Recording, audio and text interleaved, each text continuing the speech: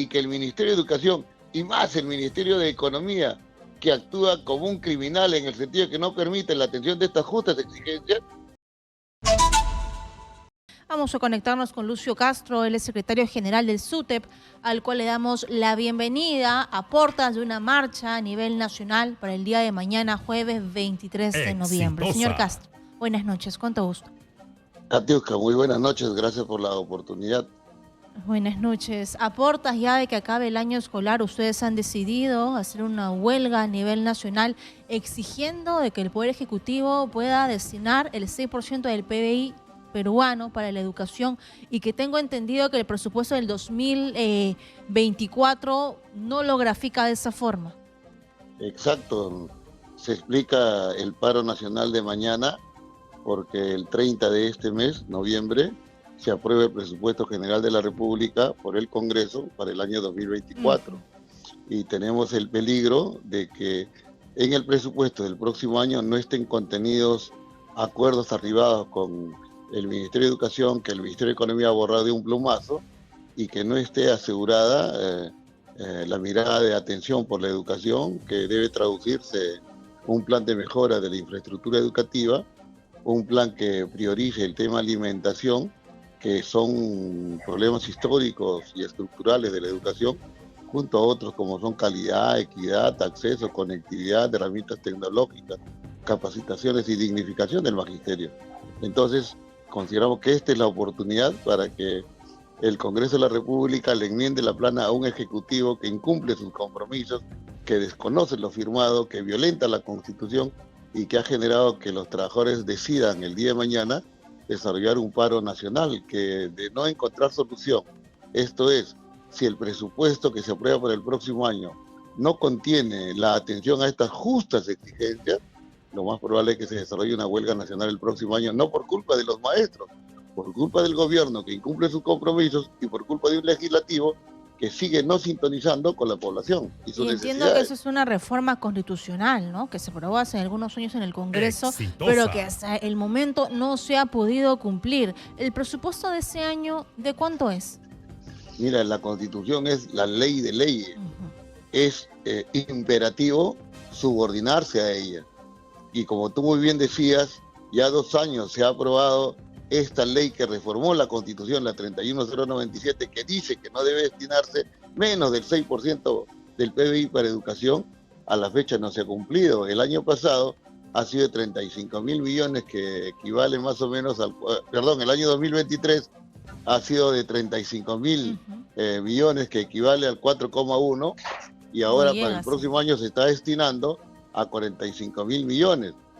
Pueden decir, es más cantidad, pero si uno tiene en cuenta la pérdida del poder adquisitivo, la recesión que existe en el país, el encarecimiento de los productos de primera necesidad, el alza del costo de vida, va a tener sentido lo que usted te señala, en el sentido de que se necesita una mirada de prioridad. No queremos el 6% porque seguramente habría dificultades para de manera inmediata lograrlo, pero sí queremos la demostración innegable de que el Estado, Poder Legislativo y Ejecutivo se preocupan por la educación. Esto sería otorgando mayor presupuesto. Y algo que le preocupa, señor Castro, a los padres de familia, ¿qué va a pasar con las clases? Porque todavía no acaba el año escolar, recién vamos a entrar a diciembre, la siguiente semana.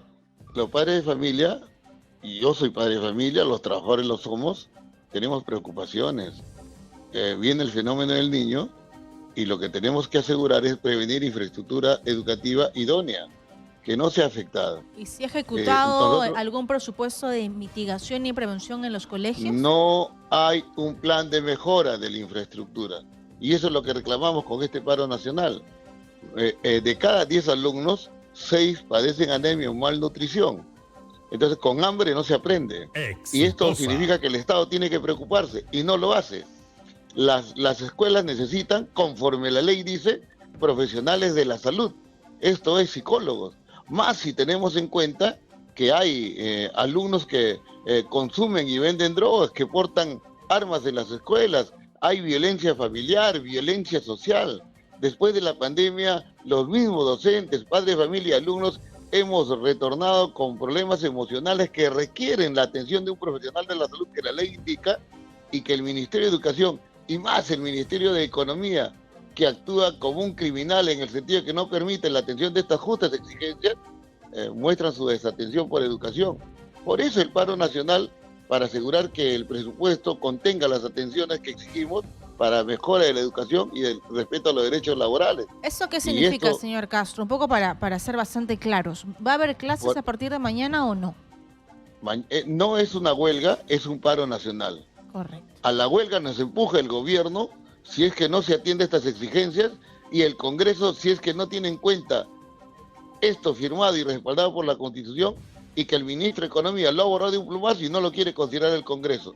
Si no hay atención, definitivamente esa media lucha queda como una probable actuación del magisterio, repito, empujado por el gobierno y no por culpa de los trabajadores. Según ese comunicado, ustedes apuntalan un tema que considero que tienen muchísima razón, y es una bonificación para laborar en zonas de frontera y por prestar servicios en zona rural tipo 2 y tipo 3. Y eso es lo que pasa en las zonas más alejadas, donde un solo profesor tiene que atender a casi todos los niños del colegio, Katiuska, y están en completo abandono.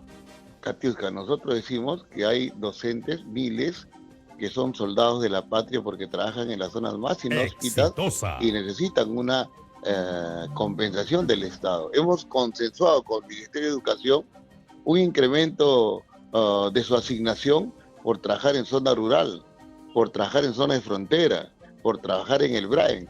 El Ministerio ha borrado de un plumazo este acuerdo. Se ha considerado y consensuado con el Ministerio de Educación el incremento de remuneraciones, esto es, continuar con una política de Estado que se ha planteado el 2026, que la remuneración de los docentes sea equivalente a una UIT. Si el próximo año no hay aumento, como lo plantea el Ministerio de Economía, se perturba esta política, se impide llegar o alcanzar esa meta que es una UIT, y se acredita que la educación y los derechos de los trabajadores son postergados y no hay mirada de prioridad. Eso es una injusticia. ¿Y cuánto gana un docente que está en las zonas rurales tipo 2, la zona del BRAEN, las zonas más lejanas? El piso salarial de un docente es 2.850 nuevos soles. Somos los profesionales peor pagados de Latinoamérica y consideramos que en esta lógica de dignificación el magisterio no puede ser olvidado ni desatendido. Más todavía cuando todos los gobiernos, incluido cuando la clase política utiliza como discurso la atención de la educación, que la educación es importante, es vital y que todo gobierno debe priorizarla. En la práctica, demagogia, en la práctica, estafa, y consideramos que eso no puede estar sucediendo. Es el momento de mirar con prioridad la educación y atender los derechos laborales y respetar fundamentalmente la Constitución. ¿Y han tenido algún acercamiento con el ministro de Educación? Mira, con la ministra hemos conversado, hay diálogo, hay conversación, pero no hay solución de los temas centrales. Y aquí principalmente quien está actuando de manera negativa es el ministro de Economía, que no está respetando el convenio colectivo, que no está considerando los acuerdos arribados con el Ministerio de Educación. Y recordemos que conforme la misma Constitución indica, un convenio colectivo, esto es, un acuerdo arribado, tiene carácter imperativo, de obligatorio cumplimiento por las partes. Entonces, esto que indica la Constitución no lo está cumpliendo el Ministerio de Economía y está perjudicando y lesionando derechos de los trabajadores. Mira, es increíble que un profesor que ha sido nombrado producto de un concurso en donde ha demostrado su capacidad, su solvencia, su idoneidad, y que espera que en el mes de enero le alcance un derecho que todos los trabajadores tenemos a la escolaridad, va a ir al cajero y no va a encontrar escolaridad porque el Ministerio de Economía dice que él tiene vínculo laboral a partir del 1 de marzo y por tanto no le corresponde la escolaridad, negando, desconociendo, omitiendo intencionalmente que ese trabajador durante todo el año 2023 ha tenido contrato y le corresponde su escolaridad. Ese tipo de tratamiento y ilegalidad definitivamente no puede proceder, y por eso el paro nacional del 23 de noviembre, mañana, para hacer reflexionar al Ejecutivo y también que el Legislativo entienda que la educación tiene que ser atendida en sus justas reivindicaciones. ¿Y cuántas personas aproximadamente van a ser convocadas? Mira, el SUTEP tiene 320.000 afiliados y nosotros consideramos que este paro nacional el día de mañana va a ser contundente en el país. el Ministerio de Educación ha querido amedrentar con esta lógica que te voy a descontar si participas del paro, pero aquí es un tema de dignidad, aquí es un tema de valoración de derechos, exigencia de derechos que son justos, legales, necesarios, de razón, atenderlos.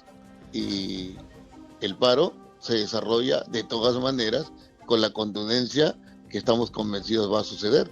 Sin embargo, en PCM esta semana, en la conferencia de prensa que da el premier Alberto Tarola, sí ha tocado el tema de la educación, pero no ha hablado del PBI, no ha hablado sobre los maestros. Lo que ha dicho es que cada maestro, profesor que haga apología a la violencia va a ser sancionado.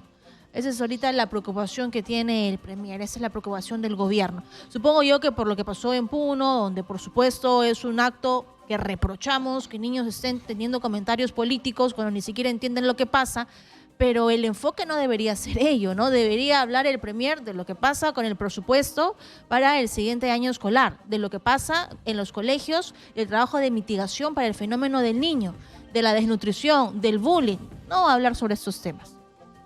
Esos temas centrales, esos temas trascendentes, lamentablemente no los toca el gobierno. Y su comportamiento es incumplir compromisos, es desconocer su firma y los acuerdos arribados. Y el principal responsable de esto definitivamente es el ministro de Economía. Por eso consideramos, Katiuska, como tú muy bien dices, lo que debe hacer el Ejecutivo, el ministro de Economía y la ministra de Educación es tocar y hablar sobre los temas sensibles y cuál es el comportamiento del Ejecutivo con relación a estos temas sensibles. Hasta ahora estamos observando que hemos cambiado para no cambiar. Ya hay un año de gestión y estos grandes problemas no son resueltos, no son abordados y por el contrario se agudiza el tratamiento de los derechos de los trabajadores. Bien, gracias a Lucio Castro, secretario general del SUBTE. Hablarnos un poco sobre esta movilización del día de mañana, 23 de noviembre, exigiendo que se pueda ejecutar el 6% del PBI para la educación nacional. Muchas gracias. Muy buenas noches. Muchas gracias a ti, Katia. Gracias.